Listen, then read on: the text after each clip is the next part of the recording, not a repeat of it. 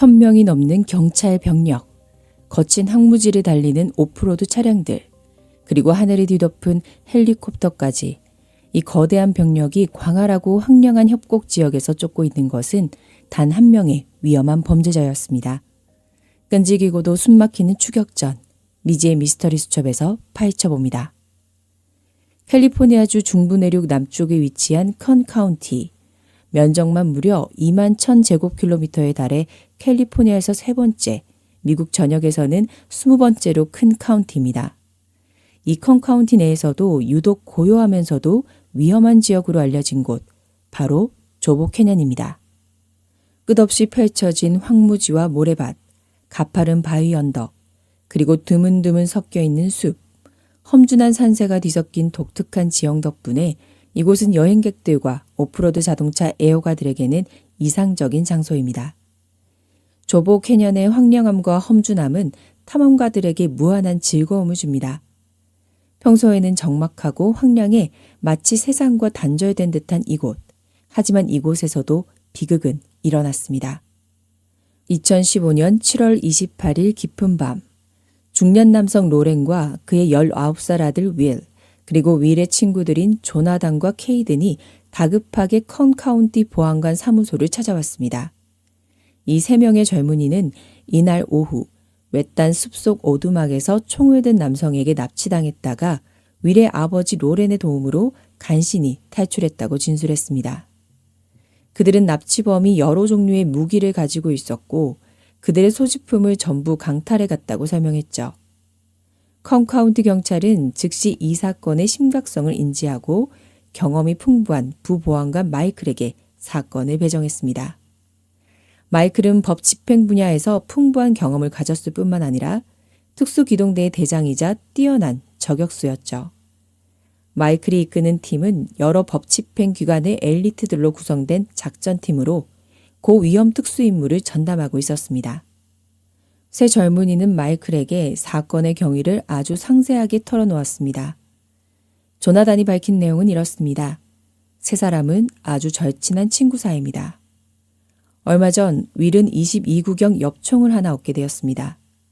그는 친구들에게 이 총을 너무나 보여주고 싶어 했고 셋은 의기투합해서 좁은 캐년으로 사냥 모험을 떠나기로 했습니다. 그들은 짐을 챙기고 보급품도 넉넉히 준비했죠. 목적지는 윌의 아버지 로렌이 좁은 캐년에 소유하고 있는 오두막이었습니다. 로렌도 이에 동의했죠. 베이커스필드에서 출발해 약 25분을 달려 좁은 캐년에 도착했습니다. 마지막 구간은 산길이 너무 험했기 때문에 그들은 협곡 입구 주차장에 차를 세우고 ATV로 갈아타고 오두막으로 향했습니다. 이동하는 동안 신나는 락 음악을 듣고 험한 산길과 아름다운 풍경을 즐기며 세 사람은 곧 펼쳐질 모험에 잔뜩 들떠 있었죠.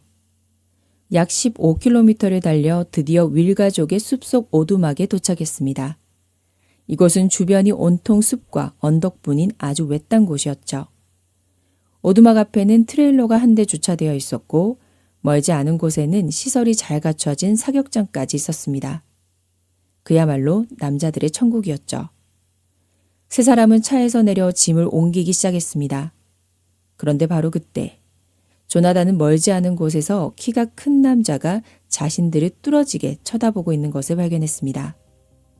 조나단이 짐을 내려놓고 몇 걸음 다가가 보니 그 남자는 녹색 옷을 입고 있었고 등에는 22구경 단신 엽총을 맨 채 아무 말 없이 서 있었습니다. 조나단은 처음에 윌의 가족이나 지인인 줄 알고 윌에게 농담을 던졌습니다. 야, 저 사람 되게 쿨한데? 하지만 윌은 저 사람은 모르는 사람이라고 대답했습니다. 윌의 대답에 세 사람은 경계심을 갖기 시작했습니다.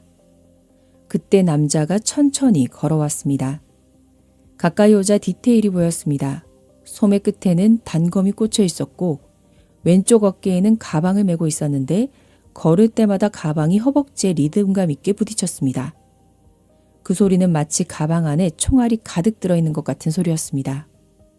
그가 점점 가까워지자 조나단은 심장이 빠르게 뛰기 시작했습니다. 상대의 의도를 알 수 없었으니까요. 먼저 입을 연 건 윌이었습니다. 윌은 큰 소리로 말했죠. 당신 여기서 뭐 하는 겁니까? 여긴 우리 오두막이고 사유지예요.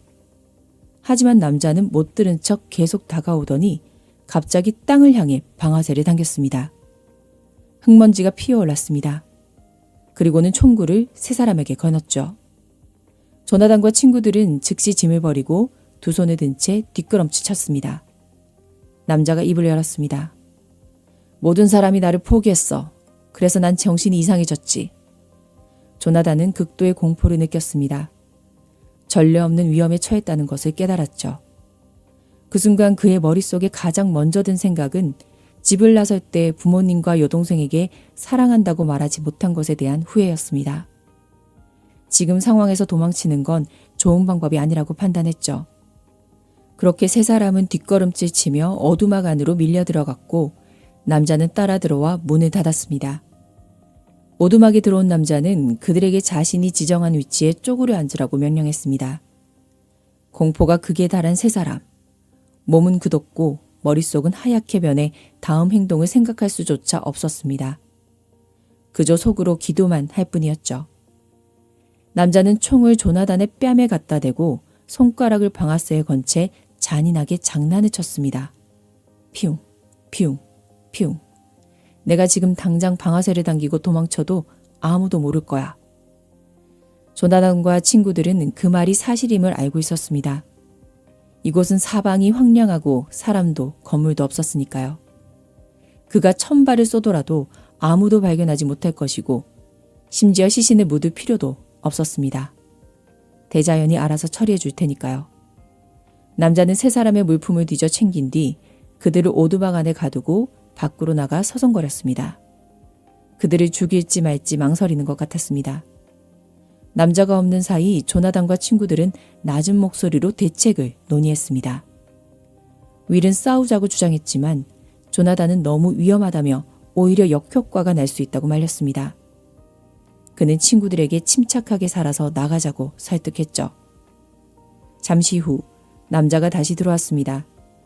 손에는 프로판 가스통 2개가 들려 있었죠. 그는 가스통을 바닥에 놓고 그중 하나에 앉아 담배를 피워 물었습니다. 세 사람은 그가 폭발이라도 일으킬까봐 더욱 긴장했죠. 조나단은 남자의 감정을 진정시키기 위해 말을 걸기로 했습니다. 자신도 담배를 피우고 싶다고 했습니다. 남자는 그들에게 담배를 하나씩 나눠주고 불까지 붙여주었습니다. 조나단은 계속 대화를 시도했죠. 대화 중에 남자는 자신이 악마에 의해 다시 태어났다는 이야기, 그리고 실패한 결혼 생활에 대해 언급했습니다. 그는 반복해서 자신은 아기가 없다고 말하면서도 동시에 협박했습니다. 너희는 내 친구야. 난 너희를 사랑해. 하지만 난 너희를 죽일 거야. 세 사람은 남자가 방해받지 않는 숲속 오두막을 좋아하는 하이킹 애호가이며 자신들의 방문이 그를 방해했다는 것을 알게 되었습니다. 그래서 차와 짐, 총을 다 두고 갈 테니 보내달라고 사정했죠. 하지만 그 말을 들은 남자는 오히려 기분 나빠했습니다. 너희들 지금 살려고 거짓말하는 거지? 그는 흥분해서 다시 총을 겨눴습니다. 조나단은 급히 해명했습니다. 살고 싶은 건 맞지만 당신의 기분도 이해합니다. 남자가 더 이상 움직이지 않자 조나단은 용기를 내어 그에게 악수를 청했습니다. 남자는 차갑게 대답했죠. 너희를 존중하기 때문에 살려주는 거야. 남자가 오두막을 나갔습니다. 잠시 후 엔진 시동 소리가 들리더니 점차 멀어졌습니다. 세 사람은 그제야 안도하며 오두막을 뛰쳐나와 강바닥 쪽으로 미친 듯이 달렸습니다. 강바닥 주변에는 관목숲이 있어 숨기 좋았고 물길을 따라가면 도로가 나올 것이라고 생각했기 때문입니다. 그들은 겁에 질려 작은 소리에도 소스라치게 놀랐죠. 날이 저물고 좁은 캐년의 밤은 으스스했습니다. 멀리서 늑대 울음소리도 들려왔죠. 계속되는 공포와 탈수 증세로 체력이 급격히 떨어졌습니다. 특히 케이든은 체력이 가장 약했습니다. 조나단과 윌은 케이든을 부축하며 몇 킬로미터를 더 걸어 드디어 도로변에 도착했습니다. 하지만 한참을 기다려도 차는 지나가지 않았습니다. 약 15분이 지났을 때 드디어 차 한 대가 다가왔죠. 차량은 속도를 줄이며 다가왔고 누군가 소리쳤습니다. 너희들 거기서 뭐하니? 윌은 바로 아버지 로렌의 목소리임을 알아챘습니다. 로렌은 아들이 걱정되어 오두막에 가봤더니 셋이 없자 차를 타고 주변을 찾아다니던 중이었습니다. 로렌을 보자마자 세 사람은 긴장이 풀려 환호하며 달려가 안겼습니다. 3시간의 악몽 같은 도주 끝에 마침내 마소에서 벗어난 것입니다. 이후 로렌은 아이들을 데리고 컨카운티 경찰서로 가서 신고했습니다. 마이클은 세 사람의 진술을 듣고 즉시 특수기동대를 소집해 추적 계획을 세웠죠. 동시에 피해자들의 묘사를 바탕으로 용의자의 몽타주를 작성했습니다. 짙은 피부, 검은 머리, 안경을 쓴 등산객 차림. 특수기동대는 용의자가 또 다른 범행을 저지르기 전에 잡기 위해 신속히 움직였습니다. 다음날 아침, 수많은 경찰차가 좁은 캐년으로 들어오며 작전이 시작되었습니다. 경찰은 먼저 오두막과 주변을 살폈습니다. 곧 진흙길에 빠져있는 ATV 2대를 발견했죠. 용의자는 차를 버리고 걸어서 도망친 게 분명했습니다. 경찰은 차량 주변을 샅샅이 뒤져 발자국을 통해 신발 사이즈는 확인했지만 다른 단서는 찾지 못했습니다. 이 지형은 지형이 험하고 숨을 곳이 많아 추적은 매우 힘들었죠. 컨카운티 경찰은 용의자가 무장한 상태라 매우 위험하다고 판단, 즉시 기자회견을 열고 언론을 통해 사건 정보와 몽타주를 배포하며 시민들의 제보를 요청했습니다.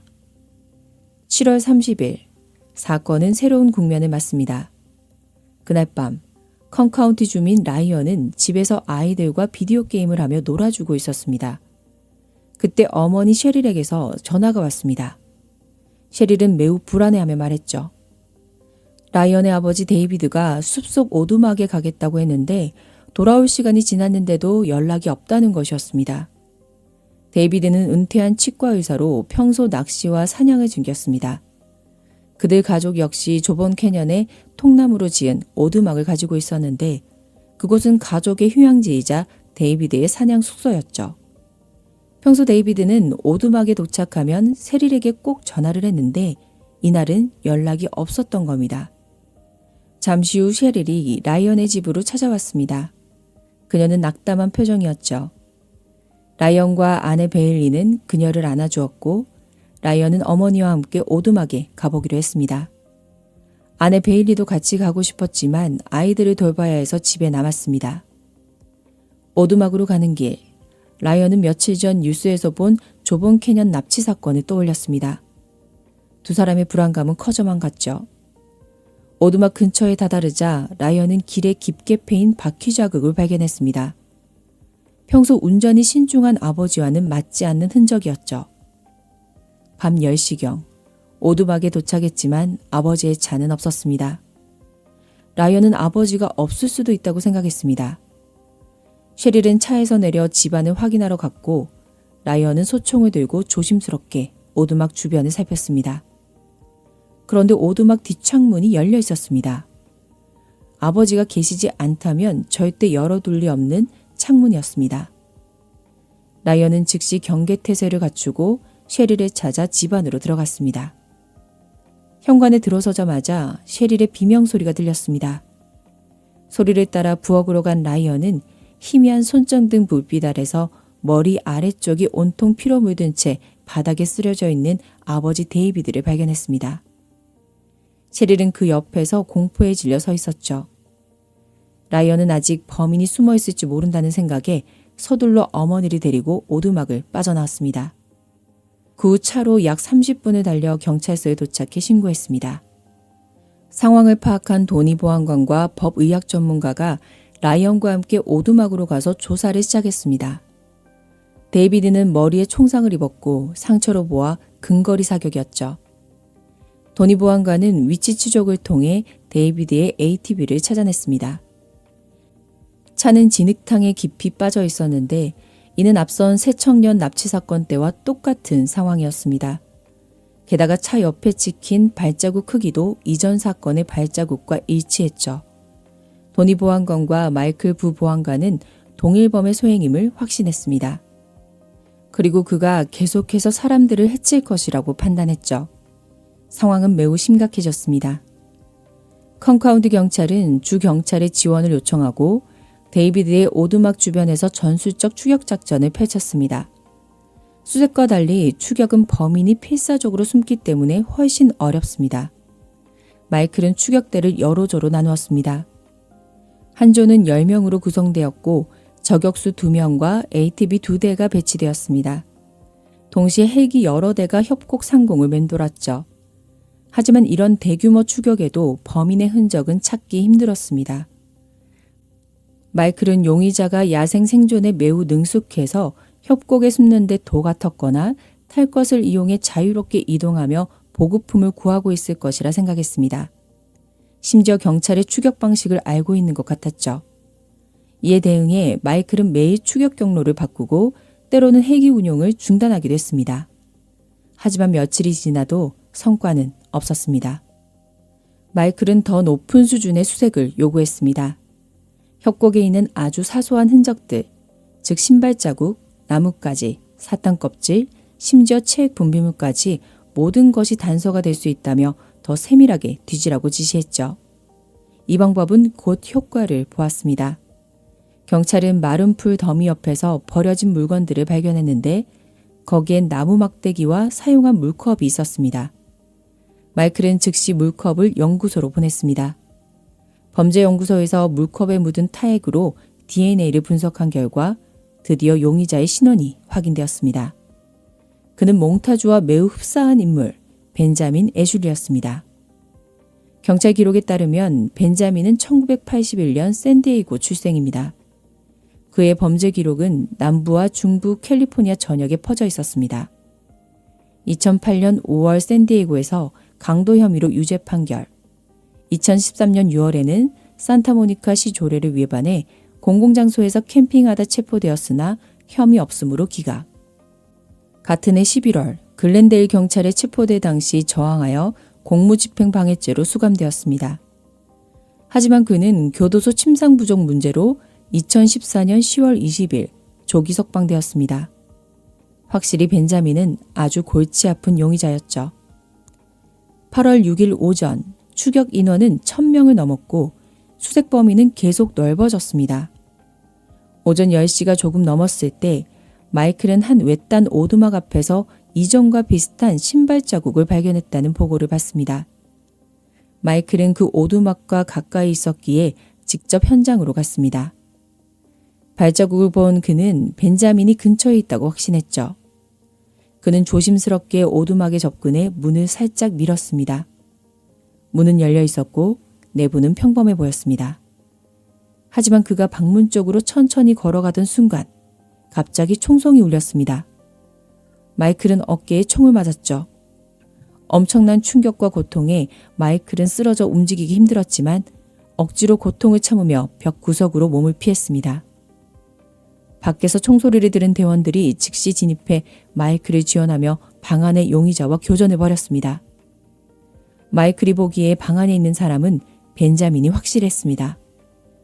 오인 사격을 피하기 위해 밖에 있던 경찰들이 벤자민의 시선을 끄는 사이 마이클을 현관 쪽으로 끌어내 응급처치를 했습니다. 잠시 후 총소리가 멈추고 오두막이 조용해졌습니다. 경찰들이 진입했지만 벤자민은 이미 뒷문으로 빠져나와 숲속으로 도망친 뒤였죠. 이것이 경찰과 벤자민의 첫 근거리 접촉이었습니다. 이 교전으로 마이클 외에 또 다른 경찰관 1명도 부상을 입었습니다. 다행히 헬기가 근처에 있어 두 사람은 병원으로 이송되었고 생명에는 지장이 없었습니다. 이 사건으로 상황은 더욱 격해졌고 대중의 관심도 쏠렸습니다. 컨카운티 경찰은 벤자민의 어머니 앨리스를 찾아냈습니다. 아들이 추격 대상이 되었다는 소식에 앨리스는 망연자실하며 벤자민을 찾는 데 적극 협조하겠다고 했습니다. 그녀의 말에 따르면 벤자민은 어릴 때부터 야생 생존 프로그램을 좋아했고 하이킹 경험이 풍부했습니다. 고등학교 때 정신분열증과 조울증 진단을 받아 치료를 했지만 효과가 미미했습니다. 고등학교 졸업 후 벤자민은 사회와 떨어져 야생에서 홀로 지내는 것을 편안해했습니다. 그는 대부분의 시간을 캘리포니아 컨카운티의 외딴 지역에서 떠돌이 운둔자처럼 지냈고 집에 오는 일은 거의 없었습니다. 오랜 야생 생활로 그는 사회와 완전히 단절되어 있었죠. 마이클이 부상당하고 며칠이 지났지만 추격의 진전은 없었습니다. 8월 11일, 컴카운티 경찰은 다시 기자회견을 열어 주민들에게 문단속을 철저히 하고 외출을 자제해달라고 당부했습니다. 벤자민이 식량과 물을 구하러 올 수 있었기 때문이죠. 또한 언론을 통해 벤자민의 사진과 특징을 널리 알리고 유효한 제보에 1만 달러의 현상금을 걸었습니다. 8월의 뜨거운 더위만큼이나 특수기동대의 추격 열기도 뜨거웠습니다. 대원들은 정해진 조별로 매일 먼 거리를 이동하며 사람이 살지 않는 집, 트레일러, 부속 건물, 버려진 광산과 동굴까지 샅샅이 뒤졌습니다. 단 하나의 단서도 놓치지 않기 위해서였습니다. 8월 15일, 드디어 사건의 전환점을 맞이했습니다. 이날 정오 컴카운티 경찰서에 요크 컴 커뮤니티의 브래디 편의점 직원으로부터 전화가 걸려왔습니다. 직원은 방금 벤자민으로 보이는 남자가 아이스크림과 막대사탕을 사서 급히 나갔다고 했습니다. 이 편의점은 마이클이 총을 맞았던 오두막에서 약 30km 떨어진 곳이었습니다. 경찰은 즉시 가장 가까운 특수기동대를 편의점으로 보냈죠. 직원은 용의자가 편의점 뒤쪽 샛길로 갔다고 알려주었습니다. 직원의 안내와 길에 남은 신발 자국을 따라가던 경찰은 편의점에서 서쪽으로 약 1km 떨어진 흙길의 짙은 관목숲 속에 숨어있는 벤자민을 발견했습니다. 경찰관 한 명이 소리쳤습니다. 권총을 내려놓고 두 손을 들고 숲에서 나와! 하지만 아무런 대답이 없었습니다. 2분간의 침묵이 흐른 뒤 경찰관이 다시 소리쳤죠. 하지만 벤자민은 이를 무시하고 오히려 경찰을 향해 권총을 겨눴습니다. 이를 본 특수기동대원들은 즉시 사격을 개시했습니다. 몇 발의 총성이 울리고 벤자민은 더 이상 움직이지 않았습니다. 이로써 18일간의 긴 추격전이 막을 내렸습니다. 검사 결과 벤자민의 몸에는 총 7발의 총상이 있었습니다. 그중 6발은 특수기동대원의 총알이었지만 모두 치명상은 아니었습니다. 그의 치명상은 그 자신에게서 비롯되었습니다. 스스로 생을 마감한 것입니다. 현장에서 약 100m 떨어진 곳에서 그의 소지품이 발견되었습니다. 갈색 배낭, 간식이 들어있는 검은색 식품 봉지, 나무 막대기, 안경, 회색 후드티, 녹색 바지, 야구 모자가 있었습니다. 그의 바지 오른쪽 뒷주머니에는 신분증 없이 현금만 든 지갑이, 오른쪽 앞주머니에는 담배와 라이터가 있었고 운동복의 카고 주머니에는 9mm 탄창이 가득 들어 있었습니다. 그리고 허리춤에는 또 다른 권총이 꽂혀 있었는데 이 총은 바로 치과의사 데이비드의 오두막에서 가져온 것이었습니다. 컴카운티 경찰은 벤자민 애슐리가 윌, 조나단, 케이튼 납치 사건과 데이비드 살인 사건의 유력 용의자임을 공식 확인했습니다. 두 사건은 모두 종결되었습니다. 벤자민의 최후가 피해자들에게 약간의 위로가 되었을지 모르지만 그의 범행 동기는 여전히 밝혀지지 않았죠. 사건 후 인터뷰에서 조나단은 자신이 살아있어 다행이라고 말했습니다. 그는 여전히 사냥과 캠핑을 좋아하지만 다시는 좁은 캐년에는 가지 않는다고 합니다. 그는 가끔 생각합니다. 만약 그때 세 사람이 벤자민에게 맞서 싸웠더라면 데이비드는 죽지 않았을까 하고요.